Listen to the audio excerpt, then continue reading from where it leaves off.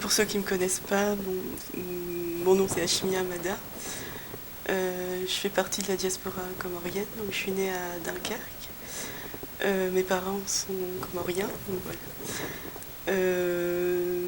J'ai une trajectoire liée au cinéma. J'ai fait une école de cinéma ici à Bruxelles, l'INSAS, et j'ai eu mon diplôme de réalisatrice en 2004. Par la suite, j'ai pu réaliser un court-métrage aux Comores, qui s'appelle La résidence Ilang-Ilang en 2008, et également un documentaire long qui s'appelle L'ivresse d'une oasis, qui se passe également aux Comores. Et les deux films abordent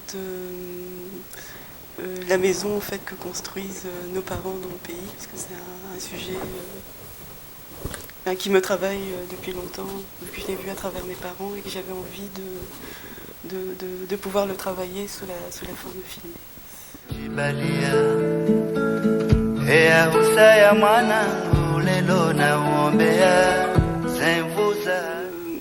En fait, quand j'étais adolescente, j'étais dans un atelier vidéo dans lequel tu étais également, à l'école de la rue. Et j'avais une caméra dans les mains et j'adorais pouvoir rencontrer les gens, soit de mon quartier, ou ma famille également. Je prenais du temps à filmer mes sœurs. Et également, parfois on m'appelait pour pouvoir filmer les mariages comoriens qu'il y avait dans le quartier. Et de manière amateur, en fait, je prenais plaisir à filmer soit ces cérémonies de mariage, soit des moments intimes de la famille. Et au sein de l'atelier vidéo, c'était plutôt des rencontres avec les gens de mon quartier ou d'autres quartiers de Dunkerque. Et voilà, comme normalement je suis quelqu'un de très timide et la caméra me permet d'aller vers les gens. On va dire que je me cache derrière la caméra pour pouvoir approcher des gens.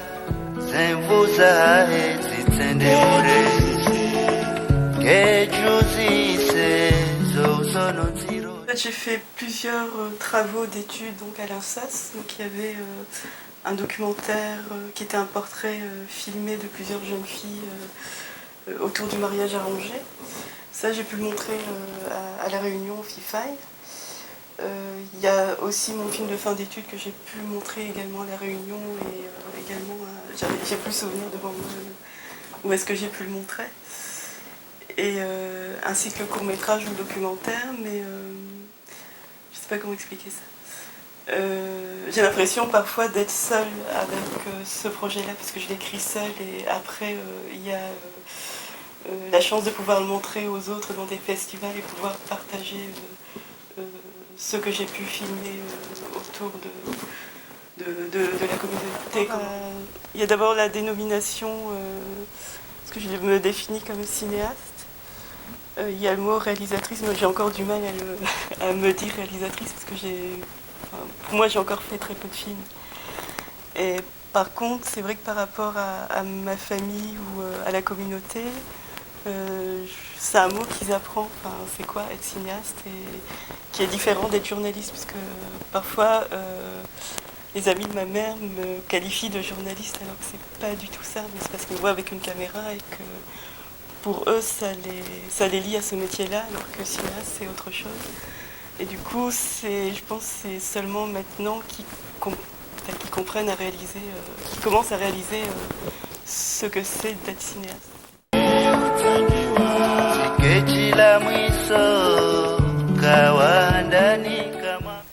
Il y a déjà le fait de filmer l'autre, il y a la passion de filmer qui est là. Et je dirais que c'est un métier qui est lié... pour moi, c'est rencontrer l'autre et pouvoir partager des choses, mais par le biais de l'image. Et de pouvoir découvrir un univers qu'on ne connaît pas. Pour moi, c'est vraiment essayer de découvrir des choses, mais à travers soit ton appareil photo, ou soit la caméra qui te permet d'aller à l'avant vers l'autre. Mais ça paraît abstrait. En fait, je travaille toujours à partir de des choses que je connais. Et du coup, la maison, c'est un sujet sur lequel je voulais travailler, puisque j'ai vu mon père qui a eu l'envie de construire la maison familiale dans son village natal. Et sa vie n'était basée que là-dessus. Et comme on n'a jamais pu aller aux Comores parce que la maison n'était pas terminée. Et pour nous, les Comores étaient définies par la maison. On ne connaissait pas l'île où on voyait des cassettes que la famille nous envoyait, mais on avait une idée encore abstraite de ce que c'est les Comores. Et du coup, la maison, ça définit le lieu les origines et qui nous oblige à aller vers là-bas. Et j'avais commencé à écrire ce sujet dans mon film de fin d'études parce que c'était une manière pour moi d'essayer de connaître les Comores, de comprendre mes origines à travers le biais de la maison et d'essayer de comprendre le sacrifice en fait que font nos parents en économisant à partir de boulot assez dur. Ils économisent beaucoup pour pouvoir partir là-bas dans l'idée de s'installer lentement alors que on met du temps en fait à pouvoir s'installer là et ils mettent du temps à réaliser en fait ce rêve-là également.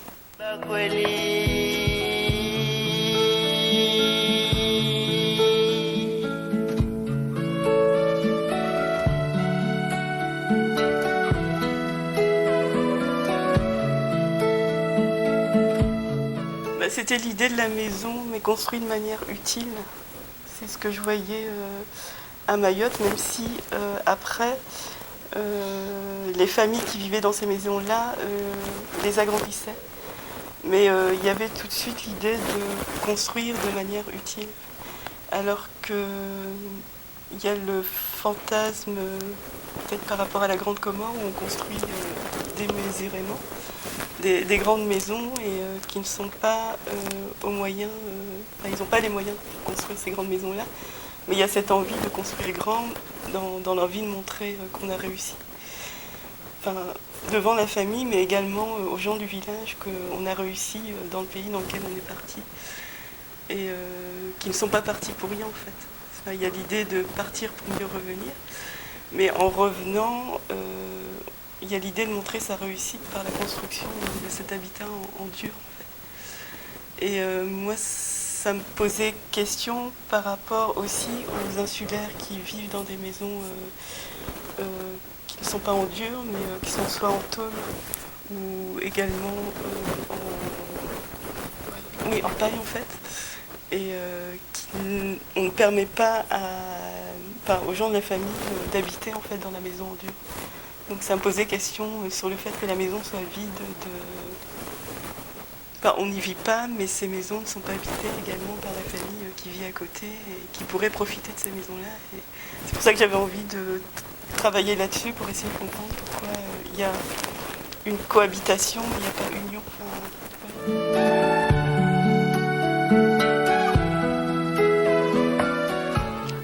En fait, il y a l'idée de la propriété qui est là. C'est propriété privée et ça ne devient plus peut-être propriété familiale en fait. Alors que je pense que l'idée de départ, c'est partir pour aider l'ensemble. Il y a une vraie idée de partage, mais le fait de... Voilà, j'ai ma propre maison, elle m'appartient et ça devient propriété privée et qu'il y a peut-être une méfiance par rapport à peut-être la famille qui va s'accaparer de cette maison-là ou qui va l'utiliser autrement. Il y a une méfiance qui se crée alors que pour moi elle ne devrait pas être. Je sais pas.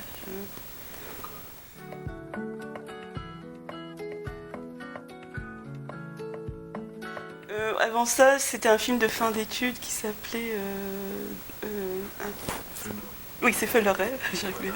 Donc c'était Feu leur rêve où j'avais une contrainte... je ne pouvais pas partir aux Comores, donc le travail, c'était pour moi, c'était de réfléchir les Comores, mais à partir de Dunkerque. Et c'est essayer de travailler l'idée des Comores et l'idée de la maison, mais à partir de la diaspora qui vivent là. Mais là, je me suis inspirée aussi de ma famille, où en fait mon père était décédé il n'y a pas très longtemps quand j'avais fait ce film-là. Et pour moi, c'était un travail de deuil en fait pour essayer de comprendre l'importance pour lui que c'était de construire la maison là-bas. Et aussi pour moi c'était un travail difficile où j'essayais fallait que je puisse lui rendre hommage en fait à travers ce film-là. Et aussi, et ça me permettait de placer les Comores de manière peut-être fantasmée comme on la fantasme ici en étant dans la diaspora comorienne. Et en fait, ce film-là posait les bases de ma réflexion ensuite pour mon film de fiction La résidence Ilang-Ilang, et un peu plus loin pour mon documentaire qui s'appelait Livret de Renoir. Et en fait, la résidence Ilang-Ilang, je me suis aussi inspirée de ma famille, mais qui vivent aux Comores. Pourtant, le premier film de fin d'études, c'était à travers le regard de la diaspora. Et la résidence Ilang-Ilang, j'avais envie d'essayer de le faire à travers le regard de l'insulaire, en fait, qui est là. Même si je montre deux mondes qui cohabitent, mais qui ne s'unissent pas, je dirais.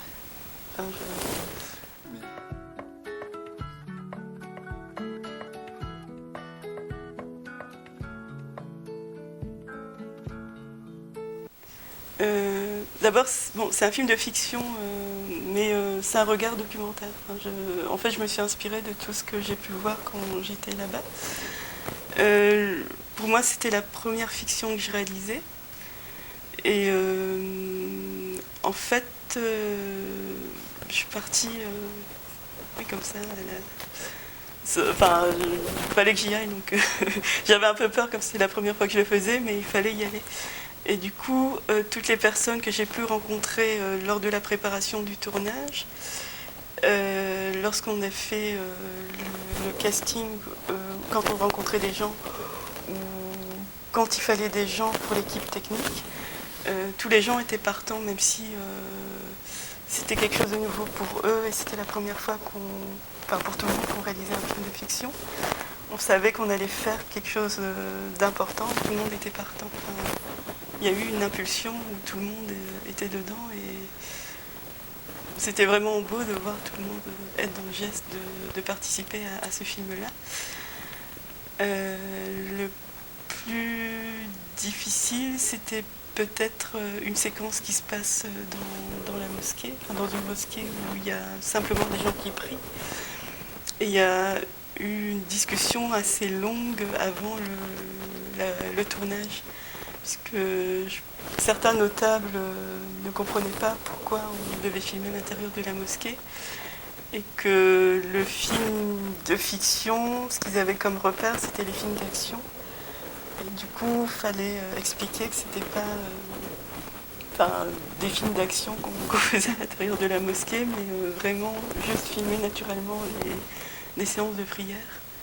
Mais ça a mis au moins 1 heure de discussion, et ça a crié un peu partout. C'était un peu difficile en fait de trouver peut-être un compromis. Et ce dont je me rappelle, c'était les 2 filles qui étaient chefs de poste en son et en image, qui sont arrivées couvertes en fait. Mais c'était des vêtements de couleur, du coup, tu vois qu'elles attiraient le regard. Du coup, je pense que ça a calmé en fait la tension qu'il y avait autour de ça. Et finalement, on a pu filmer à l'intérieur de la mosquée. Mais c'était le seul moment compliqué En fait, ce que je disais, c'était que tout le long du film, je pars de l'intimiste, mais à la première personne du pluriel, pour aller au nous. Et le nous, c'est l'ensemble des Comores. Et je pars en fait de ce lien familial que j'ai par rapport aux Comores, qui est la maison qu'a construite mon père dans le village natal, pour essayer ensuite de découvrir les autres îles, puisque le seul angle que j'avais, c'était les Comores vus à travers la famille, à travers juste cet angle-là. Et c'est une manière aussi, on va dire, l'image du je viens, en fait. C'est la manière aussi de se comporter par rapport aux insulaires. Et je voulais sortir de ça. Et le fait d'aller vers les autres îles, ça me permettrait de découvrir d'autres Comoriens, mais qui me donnent une image de l'ensemble des Comores. Donc je suis partie à Anjouan, à Mouéli, à Mayotte. Et le fait de découvrir sur chacune des îles différents aspects des Comores, ça m'a permis de voir autre chose que le prisme familial, en fait. Et ça, par rapport à j'ai pu voir aussi différentes... parce que dans le film, il y a différentes... on va dire cérémonies traditionnelles, dont à Mayotte, j'avais filmé une séance de rumbu, qui est une séance de danse aux esprits, qui à la base est fait pour guérir une personne malade. Donc à la base, c'était ça.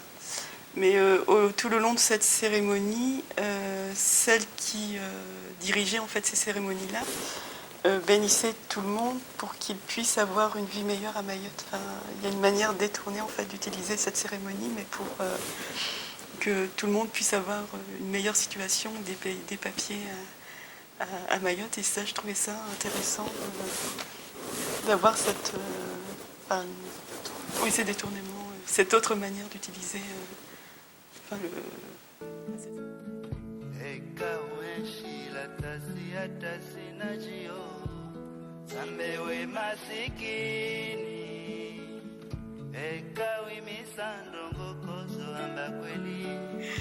Oui, c'est assez complexe, mais moi je trouvais ça intéressant. Je suis partie. D'abord pour les repérages, je suis partie toute seule avec un sac à dos et que j'aurais pu avoir peur de me retrouver toute seule à certains endroits, mais je trouvais ça intéressant de me retrouver face à cette réalité-là. Et que dans les diverses réalités que j'ai pu rencontrer, par exemple à Anjouan, où il y avait des jeunes hommes qui partaient en mer, mais pour aller à Mayotte, il y a eu aussi la barrière de la langue, puisque parfois je comprends le comorien, mais parfois j'ai du mal à le comprendre, donc c'est quelqu'un d'autre qui faisait la traduction. Mais j'ai senti que les hommes avaient besoin de dire les choses et qu'ils avaient aussi confiance en moi parce que j'étais comorienne et que l'envie de témoigner était facile en fait. Et je trouvais ça intéressant d'enregistrer toutes ces diverses réalités, même si c'est complexe, mais c'était une manière de poser les choses à l'instant T, d'enregistrer ces moments-là.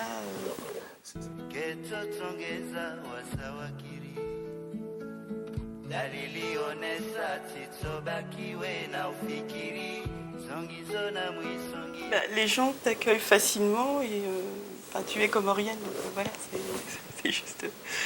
Et non, je me suis sentie bien dans chacune des îles et il y a eu un accueil différent sur chacune des îles en fait. Il y a eu une envie de partager. Je sais qu'à Mayotte, j'ai pu discuter avec... c'était des Anjouanais qui arrivaient à Mayotte et qui avaient envie de témoigner de leur situation. Et il y avait un jeune homme qui me disait que ça lui faisait du bien de parler parce qu'il ne parlait pas de ça aux gens. Où c'était par rapport à l'écoute, où il disait forcément il n'y avait pas cette écoute-là par rapport à la traversée qu'il a pu connaître.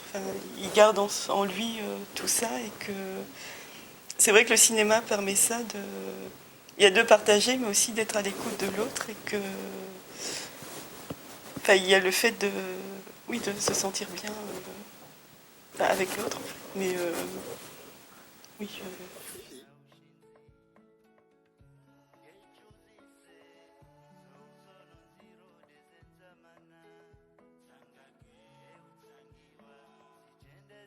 Bah, moi, je me situe sur un entre-deux, parce que je suis née en France et mes parents sont issus des Comores, et que j'essaie de me construire peut-être une troisième identité à partir de ces deux identités. Et c'est vrai que ça... Enfin, l'idée de diaspora, enfin, l'idée de partir, elle commence depuis avant, puisque enfin, je pensais à mon père qui, des Comores, est d'abord parti à Madagascar et ensuite en France. Il y a ma mère qui est comorienne, mais qui est née à Madagascar, à Majanga, et qui a construit ces deux identités comoriennes et malgaches, et qui a dû faire aussi avec ces deux identités en France, puisqu'après elle a dû rejoindre mon père en France. Du coup, il y a...